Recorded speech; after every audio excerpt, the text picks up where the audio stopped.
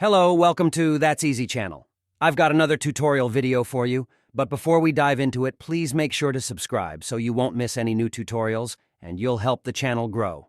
Thank you. In this video, I'm going to show you how to add voice in 11labs. First, we have to log into the 11labs and choose Add Voice icon that is located on the right. Now, to add or clone a voice, click on the plus icon. Now you can see that there are 3 options available in the basic plan. You can either design new voice, clone it, or pick one from the library. We're going to focus on the easiest one, which is picking one from the library. In the library, you can filter by what each voice is fit for, so let's choose narrative and story, and let's pick Alex here and check the sample. I'm not interested in age. People who tell me... That's fine for me, so I'll add this voice so it can appear in the main menu.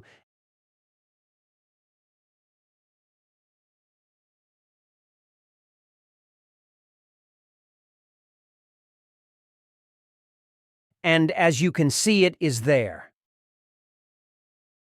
I'm not interested in age. People who tell me their age are silly. So this is it. Make sure to like and subscribe. Thanks for